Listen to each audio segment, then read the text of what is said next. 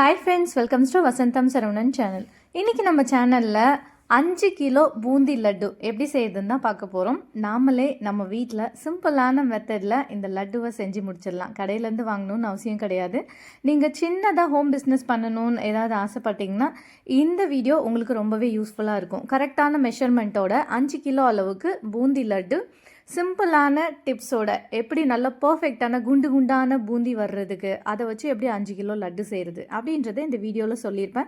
கண்டிப்பாக அந்த குட்டி குட்டி டிப்ஸ் எல்லாத்தையும் ஃபாலோ பண்ணிங்கன்னா பர்ஃபெக்டான ஒரு டெக்ஸ்சரில் நல்ல சாஃப்டான பூந்தி லட்டை வீட்டிலே செஞ்சுக்கலாம். வாங்க இப்போ வீடியோக்குள்ளே போகலாம்.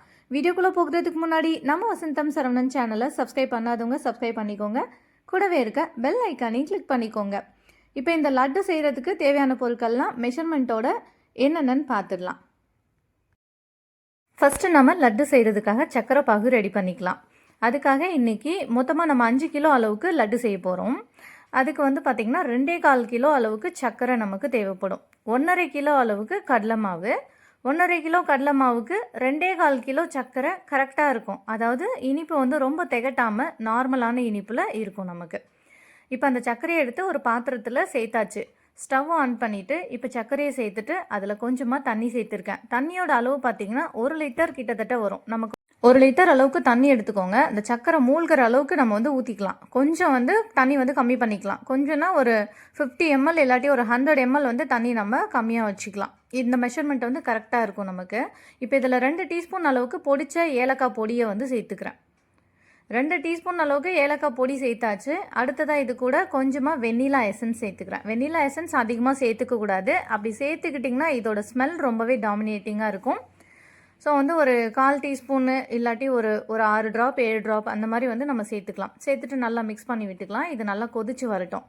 இப்போ சக்கரை பாகு நல்லா கொதிச்சிருச்சு. இப்போ பாகு நல்லாவே பொங்கி வர ஆரம்பிச்சிடுச்சு. இப்போ இந்த ஸ்டேஜில் பாகு பதம் செக் பண்ணிக்கலாம். இந்த மாதிரி தண்ணியில் சேர்த்து பார்த்தோம்னா அடியில் போய் கொஞ்சம் செட்டில் ஆகணும்.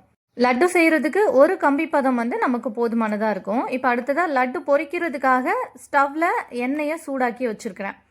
இப்போ அடுத்ததாக பூந்தி லட்டு செய்கிறதுக்காக கடலை மாவு எடுத்து நல்லா சலிச்சு எடுத்துக்கலாம். 5 கிலோ அளவுக்கு லட்டு செய்கிறதுக்கு 1.5 கிலோ அளவுக்கு கடலை மாவு போதுமானதாக இருக்கும்.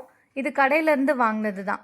நம்ம வீட்டிலே அரைச்சது இருந்தாலும் தாராளமாக பயன்படுத்திக்கலாம். இப்போ இந்த கடலை மாவில் நல்லா சலிச்சு எடுத்துக்கலாம், கட்டிகள் இல்லாமல்.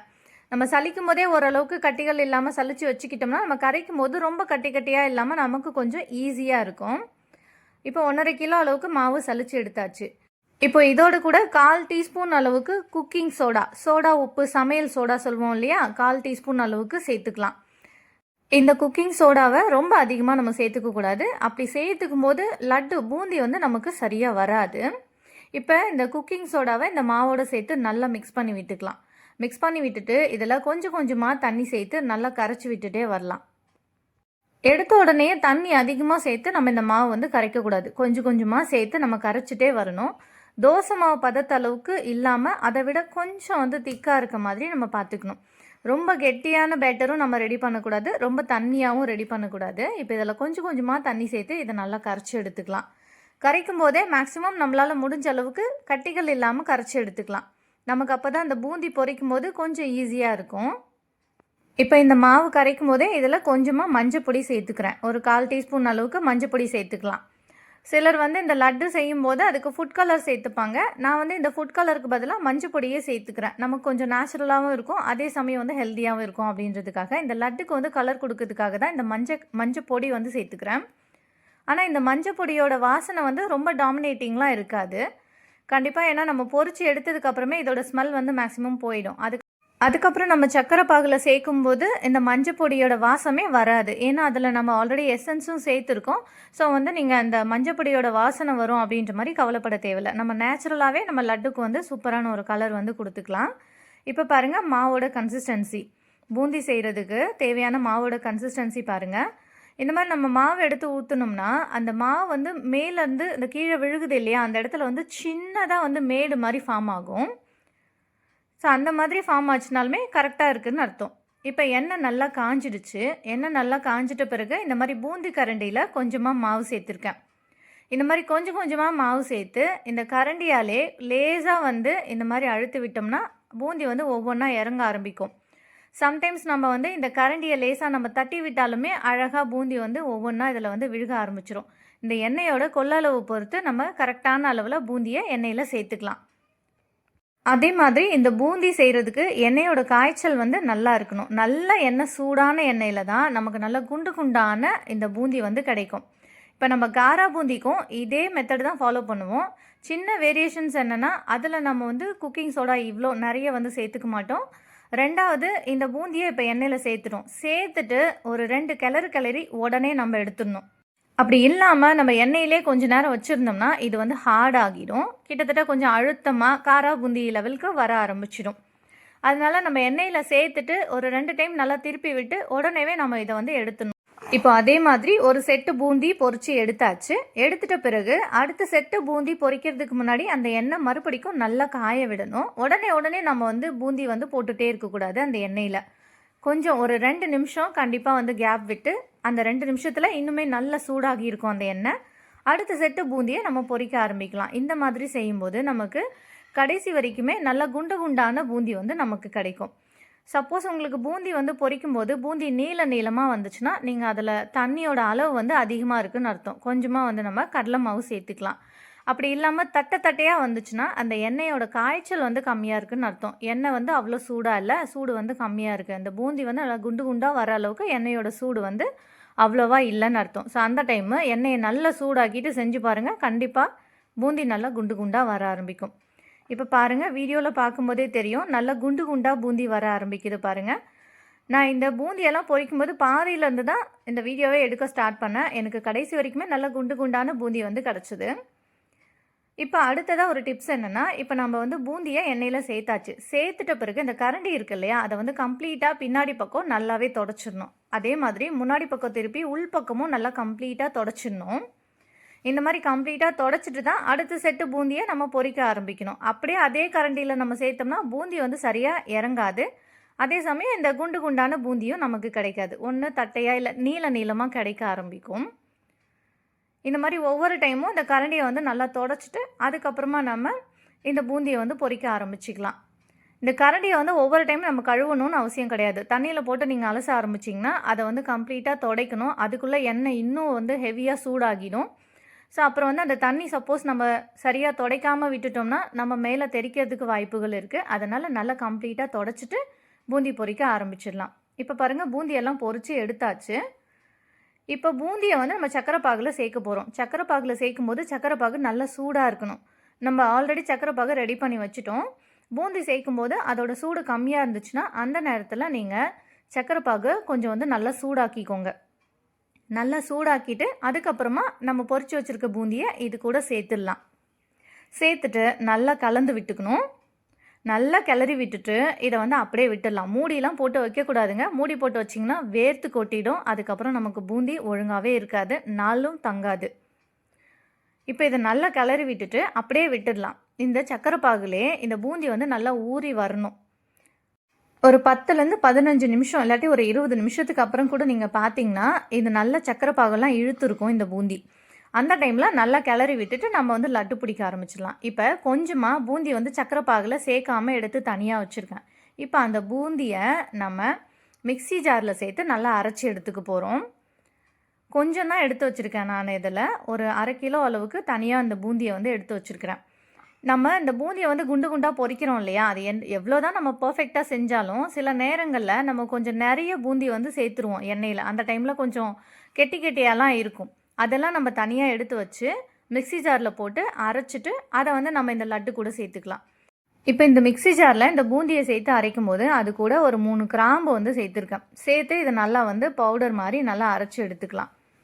பாருங்கள், இந்த மாதிரி, அதாவது கொஞ்சம் கொரப்பாக தான் கிடைக்கும். இந்த மாதிரி அரைச்சி எடுத்துக்கலாம். பாருங்கள், இப்போயே நல்லா பிடிக்க வருதா. இதை வந்து நம்ம ஆல்ரெடி இந்த சக்கரை பாகில் போட்டு வச்சுருக்கோம் இல்லையா பூந்தி, அது கூட சேர்த்துக்கலாம். சேர்த்துட்டு நல்லா மிக்ஸ் பண்ணி விட்டுக்கலாம். இந்த மாதிரி செய்யும்போது நம்ம பேக்கரியிலலாம் வாங்குவோம் இல்லையா, நல்லா சாஃப்டாக இருக்கும் லட்டு.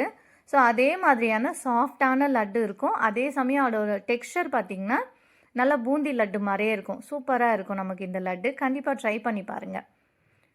கொஞ்சம் அளவில் மட்டும் இந்த பூந்தியை எடுத்து அரைச்சி நம்ம சேர்த்துக்கலாம். இந்த கிராம்பு எதுக்காக சேர்க்குறோம்னா நல்ல ஒரு ஃப்ளேவர் கொடுக்கும் இந்த லட்டுக்கு. இந்த கோவிலெல்லாம் பிரசாதம் கொடுப்பாங்க பார்த்துருக்கீங்களா லட்டு, அதுலேருந்து நல்ல ஒரு வாசனை வர ஆரம்பிக்கும்.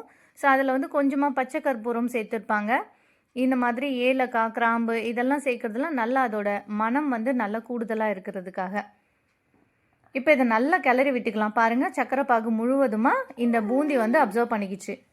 இப்போ இதுக்கப்புறமா கை பொறுக்கிற அளவுக்கு இது சூடு வந்த பிறகு நம்ம லட்டு பிடிக்க ஆரம்பிச்சிடலாம். இது கம்ப்ளீட்டாக ஆறிடக்கூடாது. ஓரளவுக்கு கொஞ்சம் வெது வெதுப்பாக இருக்கும் போதே, கொஞ்சம் கை பொறுக்கிற சூடு இருக்கும் போதே லட்டு வந்து பிடிச்சி எடுத்துக்கலாம். இப்போ பாருங்கள், ரொம்பவே ஈஸியாக இருக்கும். நல்லா டைட்டாக நம்ம எடுத்து இந்த லட்டுவை பிடிச்சி வச்சுட்டு ஆற விட்டுட்டு அதுக்கப்புறமா நம்ம ஸ்டோர் பண்ணி வச்சுக்கலாம். தேவைப்பட்டால் நம்ம கொஞ்சமாக முந்திரி, திராட்சை, பாதாம் இதெல்லாம் வறுத்தும் நம்ம இது கூட சேர்த்துக்கலாம். இப்போ இதில் கொஞ்சமாக முந்திரி, பாதாம், திராட்சை இதெல்லாம் வந்து வறுத்து சேர்த்துக்க போகிறேன். இப்போ 5 கிலோ அளவுக்கு இந்த லட்டுக்கு நமக்கு வந்து 100 கிராம் அளவுக்கு முந்திரி, 100 கிராம் அளவுக்கு திராட்சை, 100 கிராம் அளவுக்கு பாதாம் இதெல்லாம் கரெக்டாக இருக்கும். நாம் இப்போ இது எல்லா லட்டுக்கும் நம்ம முந்திரி, திராட்சைலாம் சேர்க்க போகிறதில்ல. ஸோ அதனால் நான் கொஞ்சமாக வந்து நெய் விட்டு இந்த பாதாமையும் திராட்சையும் கொஞ்சமாக வறுத்து எடுத்துக்கிறேன். இப்போ அதுக்காக ஸ்டவ் ஆன் பண்ணிவிட்டு ஒரு வானலியை சூடாக்கி வச்சுருக்கேன். அதில் கொஞ்சமாக நெய் சேர்த்துடலாம். இப்போ இதில் கொஞ்சமாக பாதாம் சேர்த்துக்கிறேன். அது கூடவே கொஞ்சமாக திராட்சையும் சேர்த்து அதை நல்லா வறுத்து எடுத்துக்கலாம். இப்போ இந்த வறுத்தெடுத்த பாதாமும் திராட்சையும் நம்ம ஆல்ரெடி ரெடி பண்ணி வச்சுருக்கிற அந்த பூந்தியில் சேர்த்து அழகாக வந்து லட்டாக நம்ம வந்து பிடிச்சி எடுத்துக்கலாம். ரொம்ப ரொம்ப சிம்பிளான மெத்தடில் நம்ம வீட்லேயே ஈஸியாக குறைஞ்ச நேரத்துலேயே இந்த 5 கிலோ லட்டு வந்து நம்ம செஞ்சுக்கலாம். அந்த அளவுக்கு கொஞ்சம் பெரிய பாத்திரங்கள் இருந்துச்சுன்னா நமக்கு இது ரொம்ப ஈஸியாக இருக்கும். ரொம்ப நேரம் இந்த பூந்தியை பொரிக்க வேண்டிய அவசியம் இருக்காது. ஒரே டைமில் நம்ம சக்கரை பாகும் வந்து ரெடி பண்ணிக்கலாம். பெரிய வானொலி இருக்கிற பட்சத்தில் இதை நம்ம வந்து ஒரு 3 டைம் 4 டைம்லேயே வந்து அழகாக இந்த மொத்த பூந்தியுமே நம்ம பொரித்து எடுத்துக்கலாம். சின்ன சின்ன ஹோம் பிஸ்னஸ் பண்ணணும்னு நினைக்கிற லேடிஸ்க்கெல்லாம் இந்த டிப்ஸ் வந்து ரொம்பவே ஈஸியாக இருக்கும். மெஷர்மெண்ட் கரெக்டாக தெரிஞ்சு வச்சுக்கிட்டிங்கன்னா, இப்போ வீடியோவில் சொல்லியிருக்க அந்த பூந்தி கரெக்டாக வர்றதுக்கான அளவுகள் இதெல்லாம் கரெக்டாக பார்த்து வச்சுக்கிட்டு ஸ்மால் குவான்டிட்டி ஃபஸ்ட்டு கொஞ்சமாக செஞ்சு பாருங்கள். கரெக்டாக இருந்துச்சுன்னா நீங்கள் வந்து சின்ன ஹோம் பிஸ்னஸ் மாதிரி பண்ணிக்கலாம். பக்கத்து வீட்டில் இருக்கவங்களுக்கு ஏதாவது ஃபெஸ்டிவல் டைமில், பர்த்டே இந்த மாதிரி செலிப்ரேஷன் டைம்லலாம் நம்ம ஆர்டர் எடுத்து நம்ம செஞ்சு கொடுக்கலாம். ஒரு சின்ன அமௌண்ட் வந்து நமக்கு இது மூலியமாக கிடைக்கும். ஸோ அவங்களுக்கு வந்து இந்த டிப்ஸ் வந்து ரொம்பவே யூஸ்ஃபுல்லாக இருக்கும். இப்போ இந்த லட்டு செய்கிறதுல உங்களுக்கு வேறு ஏதாவது டவுட்ஸ் இருந்ததுன்னா கண்டிப்பாக வந்து கமெண்ட்ஸில் கேளுங்க. நிச்சயமாக நான் வந்து ரிப்ளை பண்ணுறேன். அவ்வளோதான். இப்போ நம்ம வந்து லட்டு பிடிச்சாச்சு. லட்டு பிடிச்சிட்டு இது நல்லா கம்ப்ளீட்டாக ஆற விட்டுட்டு அதுக்கப்புறமா நம்ம ஒரு டப்பாக்குள்ளே வந்து ஸ்டோர் பண்ணி வச்சுக்கலாம். கடைசியாக ஒரு தடவை இந்த 5 கிலோ அளவுக்கு லட்டு செய்கிறதுக்கான மெஷர்மெண்ட்டு சொல்கிறேன். தேவைப்படுறவங்க நோட் பண்ணி வச்சுக்கோங்க. 1.5 கிலோ அளவுக்கு கடலை மாவு எடுத்துக்கோங்க. அதுக்கு 2.25 கிலோ அளவுக்கு சர்க்கரை போதுமானதாக இருக்கும். அதுக்கு 2 டீஸ்பூன் அளவுக்கு பொடிச்ச ஏலக்காய் எடுத்துக்கோங்க. முந்திரி, பாதாம், திராட்சை எல்லாம் சேர்க்குறீங்கன்னா எல்லாமே வந்து 100 கிராம் அளவுக்கு நம்ம எடுத்துக்கலாம். எண்ணெய் வந்து நம்ம பொரிக்கிறதுக்கு தேவையான அளவுக்கு அது.